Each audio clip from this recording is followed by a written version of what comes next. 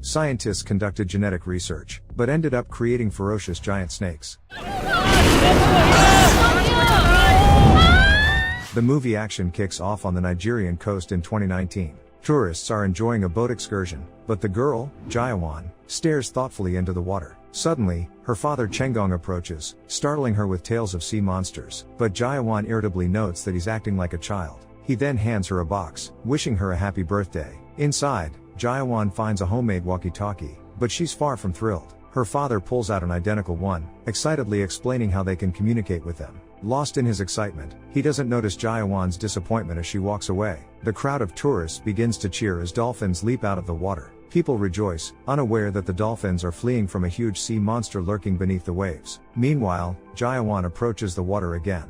She reads a book stating that if a newborn snake doesn't see its mother, it will bond with the first object it sees. At that moment, the ship lurches violently. The vice captain reassures passengers it's just a school of fish. But soon, the ship begins to capsize, and all the tourists, including Chengong and Jayawan, fall into the water. After some time, Chengong regains consciousness on the shore. He sees shocked passengers helping each other and starts searching for Jayawan, but she's nowhere to be found. Unexpectedly, Jayawan contacts him via walkie-talkie. At the same time, tourists notice survivors on the other side of the beach. They try to signal to them, and Chengong spots his daughter there, calling him on the walkie-talkie. Chengong wants to rush to her, but suddenly a stranger notices the rocks on the other side moving. At that moment, a horrifying monster rises above the crowd. People on the other side try to warn the survivors of the danger, and then the giant snake attacks the crowd, tossing people into the air and devouring them. Despite this, Chengong rushes toward his daughter, but he's stopped by another stranger trying to save him. Jayawan looks at her father, and suddenly, before Chengong's eyes, a huge snake swallows Jayawan, then disappears into the jungle. Shocked people band together to help each other. Chengong is overwhelmed with horror and despair, but suddenly he hears a signal from the walkie-talkie. He immediately decides to venture into the jungle to find her. An elderly man declares he can't manage alone, and then a guy named Fan joins Chengong because his girlfriend, Qian, is also in danger. Also joining them is a man with an axe named Huza and several other volunteers. The group heads into the jungle, while others warn them that they won't survive. People on the shore try to call 911, but it turns out there's no signal on this island. They start to panic, unsure of what to do next. Suddenly something snatches the elderly man from the crowd. People immediately run away, but one man reacts too slowly to the danger, and he's dragged into the thickets by a huge, horrifying tentacle. Oh no! Meanwhile, the giant snake returns to its nest, where it regurgitates all the people it swallowed. Surprisingly, some of the victims manage to survive. The vice captain regains consciousness amidst a pile of bodies and immediately wants to escape the horrifying nest, but soon realizes the exit is too high. Then signs of life start to emerge from other people, and the vice captain begins to help them, pulling them out from under the pile of bodies. Fortunately, among the survivors are Jayawan and Qian. They also find a woman with a leg injury who can't move on her own. Trying to figure out how to escape from the monster's lair, the vice captain discovers huge snake eggs. He wants to touch them, but Jayawan stops him, saying it's the incubation period and the snakes could hatch at any moment. The survivors realize that if they don't flee from here as soon as possible, these giant reptiles will eat them. Suddenly, middle-aged businessman Joe grabs a rock and starts smashing one of the eggs, hoping to kill the unborn snakes. Suddenly, he feels vibrations and recoils in fear. The monster offspring slowly emerges from the shell, and people flee in terror, hiding behind rocks. However, the creature senses them and follows. Suddenly, the immobilized woman lying in the middle of the nest calls for help. The snake immediately turns and slithers towards her, and then soon, the survivors manage to defeat the newborn monster. However, nerves fray among the men, and they start blaming each other for the situation. Qian steps in, demanding they stop bickering, stating they will make it out of here alive. Meanwhile, the monster hunters group rests at another stop amidst the jungle. They haven't been able to track down the giant snake, and with still no communication, their hopes of rescue are dwindling. While pondering their next move, Huza notices strange black liquid dripping from the thick branches of an unusual tree. At that moment, Old Man Lu decides to light a cigarette, and suddenly, the black liquid ignites. Huza swiftly extinguishes the fire, but Chengong begins to feel dizzy. He starts hearing his wife's voice blaming him for taking their daughter without her knowledge, then sees his fellow hunters' smirking faces, seemingly plotting against him. Chengong also hears his daughter asking why he didn't save her, then sees a giant snake right in front of him. The reptile lunges at him, seemingly choking him, but it turns out to be another hallucination. Huza pours a bucket of water on him, and Chenggong finally comes to his senses. Confused about what happened to him, he immediately notices that the other hunters, who also lost consciousness, are being ensnared by vines from the same tree, dragging them towards the trunk. Huza and Chenggong revive their comrades and chop the living vines with an axe. They manage to free everyone except one man, whom the vines continue to strangle and bind to the trunk. The hunters don't relent, determined to find the monster at any cost. Huza prepares a spear for Chenggong, who, in turn, tries to catch a signal with the walkie-talkie. A guy named Fan heads to the river for water, and then the jungle becomes shrouded in thick fog. Peering into it, Fan notices the gnawed skeleton of a large animal. Suddenly, a strange flying creature emerges from the fog. It swoops past Fan's face, and soon he realizes it's a horrifying piranha with huge teeth. And then the creature attacks Fan, trying to latch onto his face. It seems the guy manages to fend them off, but suddenly hundreds of the same piranhas emerge from the fog and begin to pursue him. Fan, terrified, runs towards the others, informing them about the flying predators. Huza starts fighting them with his axe, but there are too many fish, and the men cannot avoid getting bitten. Soon, he notices that the fish only fly where the fog is, and tells everyone to run to a clear area. Finally escaping the fog, the team watches as a flock of fast and aggressive predators falls lifelessly to the ground in the fog-free area. However, the men cannot rest. Huza notices huge tracks on the ground, obviously left by the monster, and anxiously looks around. At the same time, Fan feels disgusting slime dripping onto his shoulder. He slowly looks up and sees a giant slug on the tree. A guy named Jin starts throwing rocks at the slug and shouts that he's not afraid of it, but then a huge tentacle grabs the creature and drags it deeper into the jungle. The team realizes that something more dangerous lurks among the trees and prepares to attack it with axes and spears. Soon, the tentacle returns, but the men manage to evade it. The tentacle disappears among the trees again, but suddenly the monster, resembling a giant frog, leaps up and lands with a deafening roar right in front of the stunned men.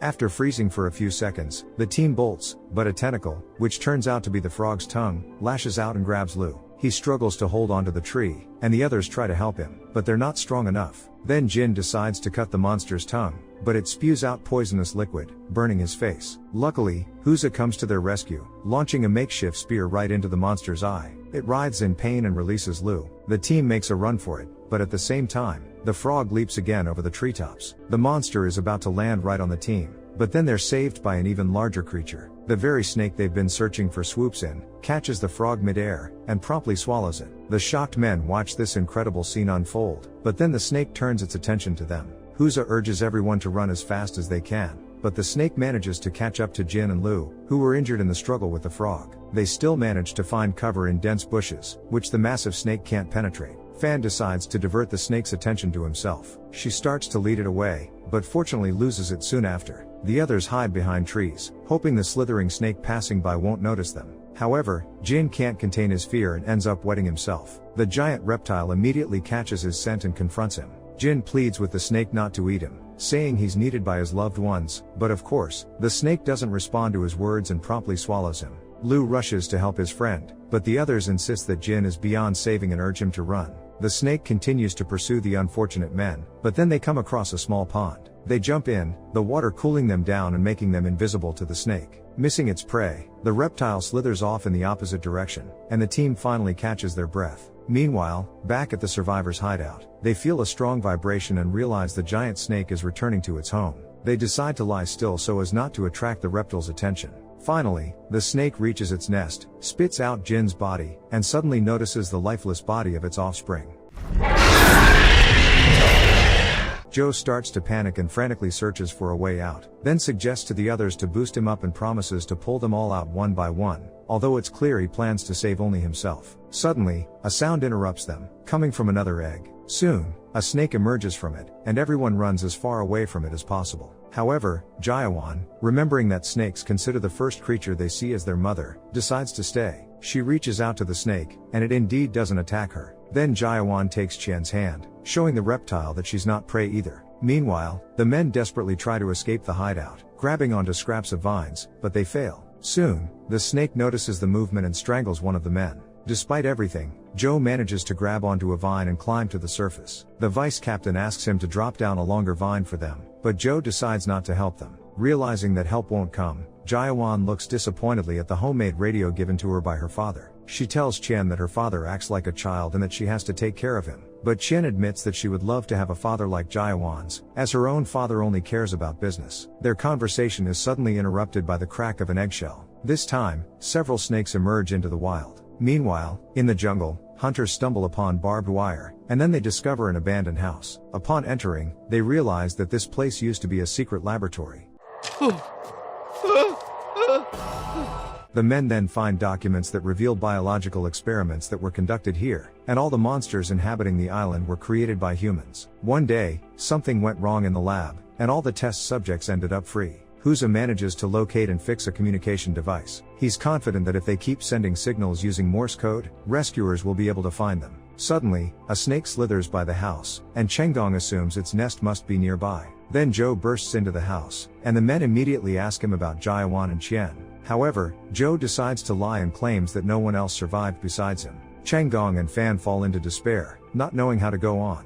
At night, Huza tells Chenggong that his wife and daughter couldn't escape a fire 5 years ago, assuring him that he understands his feelings. However, Huza urges him not to blame himself and to move forward. In the morning, the men hear the sound of a helicopter flying over them. Thinking it's rescuers, they rush out of the house and try to attract attention. At that moment, Chenggong's radio picks up a weak signal, and he realizes that his daughter is still alive. He tells the others, but Zhou continues to insist that he saw the bodies of all the victims. The men think Chenggong is just grieving delusionally, but then the radio picks up the signal again, and everyone hears the voices of the alive Jiawan and Qian. They all come to realize that Zhou lied to them, and he flees from the enraged men. Chenggong realizes that his daughter is very close, as the radio signal is within a 2-kilometer range. The team splits up and thoroughly searches the area. Zhou runs out into a clearing and spots the helicopter. He desperately signals, and the pilots are already descending to help him. But then,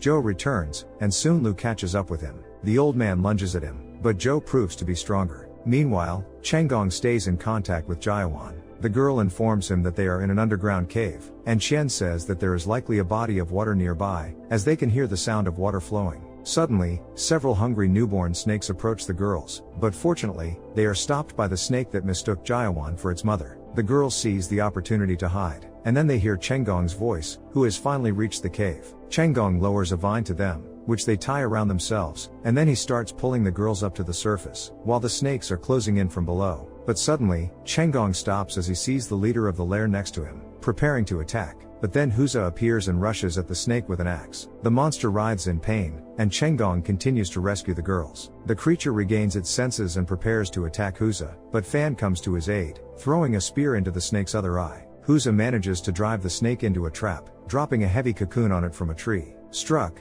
the snake falls to the ground, and the shockwave knocks Chenggong off his feet. He almost loses grip of the vine. The girls could fall to the hungry predators at any moment, and then the vice captain grabs Jiawan's legs. The girls beg him to let them go, and at the last moment, the man decides to sacrifice himself, helping them to escape. Finally, Chenggong reunites with Jiawan, and Fan with Qian. However, a couple of minutes later, the monster regains its senses, and Huza and the others have to run again.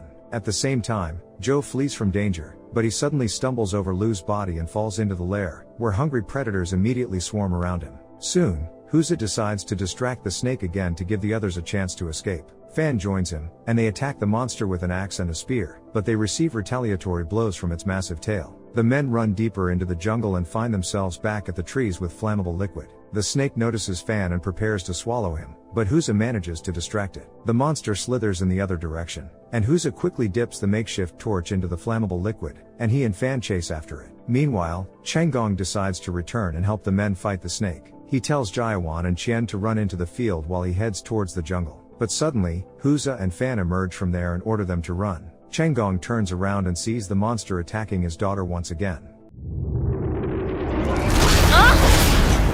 Shaken, Chenggong runs towards the monster with a single spear, intending to attack it alone, but he fails to defeat the snake. The creature surrounds the hapless Chenggong, screaming at him furiously, but then Huza ignites a torch and distracts the monster. He runs towards the trees with flammable liquid, and the snake follows him through the black puddles. Then Huza turns around and throws the torch directly into the puddle, which instantly ignites and sets the monster ablaze. In agony, the snake tries to escape and crawls out into the clearing, but then its charred body falls to the ground. The team manages to pry open the monster's mouth and retrieve Jiawan's body. Chenggong desperately tries to resuscitate her, but to no avail. After some time, when hope for Jayawan's survival is almost gone, the girl finally regains consciousness. How would you survive on an island inhabited by terrifying monsters? Share your thoughts in the comments below, hit the like button and subscribe to the channel. See you in the next videos.